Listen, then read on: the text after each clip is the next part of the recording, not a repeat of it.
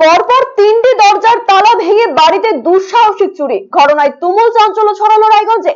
রবিবার রাতে এই ঘটনাটি ঘটেছে রায়গঞ্জ থানার 13 নম্বর কমলাবাড়ি 1 নম্বর গ্রাম পঞ্চায়েতের অন্তর্গত উদয়পুর এলাকায়। জানা যায় এই এলাকার বাসিন্দা গৌতম দাস। হেমতাবাদের চৈনগরে গ্রামের বাড়ি রয়েছে তার, সে কারণে উদয়পুরের বাড়িতে নিয়মিত থাকেন না তিনি। রবিবারও গ্রামের বাড়িতেই ছিলেন তিনি, আর সেই সুযোগে উদয়পুরে তার ফাঁকা বাড়িতে লুটতরাজ চালায় দুষ্কৃতীরা। গৌতম বাবু জানিয়েছেন, পরপর তিনটি দরজার তালা ভেঙে দুষ্কৃতীরা ভেতরে ঢুকে যায়। আলমারি ভেঙে নগদ 80,000 টাকা লুট করে তারা। সোমবার সকালে প্রতিবেশী মারফত খবর পেয়ে তিনি ছুটে আসেন। ঘটনার জেরে রীতিমতন হতবাক গৃহকর্তা।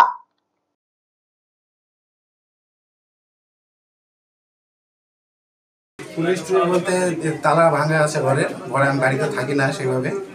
তো আমার বাড়িতে পুজো ছিল, আমি ভোগ কিনতে আসছিলাম। তারপরে আমার পাশের বাড়ির দাদা বললো যে এরকম তালা তো ভাঙা দেখা যাচ্ছে। তো আমি ভোগ না কিনে এখানে আসলাম আর কি। আসে দেখি ভিতরে দরজা সব ভাঙা, আলমারি টালমারি সব খোলা, আর আলমারি কাপড় জামা সবই আছে। এখানে ক্যাশ টাকা ছিল 80,000 টাকা, আর কিছু নেই।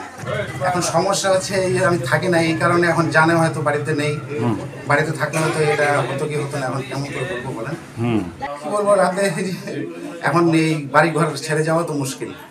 অবশ্যই আতঙ্ক আর টেনশনের মধ্যেও আছে। বাড়িতে পুজো আছে গ্রামের বাড়িতে, সমস্যার মধ্যে পড়ে গেলাম। এখন এই জিনিসপত্র এইভাবে কাপড় চোপড় সব পরে থাকবে। এই ঘটনার জেরে শঙ্কিত প্রতিবেশীরাও, তারা আতঙ্কে ভুগছেন। স্থানীয়দের দাবি, এই এলাকায় ক্রমশই বাড়ছে চুরির ঘটনা। এলাকার পথবাতিগুলিও বিকল হয়ে পড়ে রয়েছে।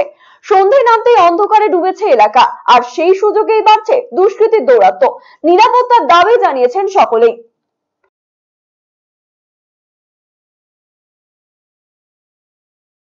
এখানে যেই দাদার বাড়িতে চুরি হয়েছে সে দাদাকে আমি অনেকদিন থেকেই চিনি। ওনার অ্যাকচুয়ালি বাড়ি হচ্ছে চৈনগর, মানে বিষ্ণুপুরের দিকে চৈনগরে বাড়ি। তো এখানে আমাদের পাড়াতে বিগত কয়েক বছর আগে এখানে বাড়ি করেছেন এবং নিয়মিত একটু কমই থাকেন, কিন্তু তাও থাকেন। কিন্তু আমাদের পাড়ার যা অবস্থা, একদিন পরপর দুদিন পরপর কারো না কারো বাড়িতে চুরি রাহাজানি হয়ে চলছে।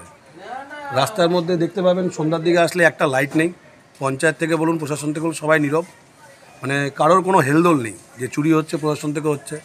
আমরা সাধারণ মানুষ, আমরা কী চাবো? আমরা চাই একটু রাস্তায় লাইট জ্বলুক, একটু যেন আমরা সাধারণ মানুষের জন্য সব কিছু একটু সুযোগ সুবিধা পাই, কিন্তু সেগুলো সব থেকেই আমরা একদম বঞ্চিত হয়ে আছি। আর এইসব নিয়মিত চুরি সবাই এখন আতঙ্কের মধ্যে আছি আমরা, যে আজকে গৌতমদার বাড়িতে হয়েছে, পরের দিন হয়তো আমার বাড়িতেও হতে পারে, তারপরে হয়তো আরেকজনের বাড়িতে হবে।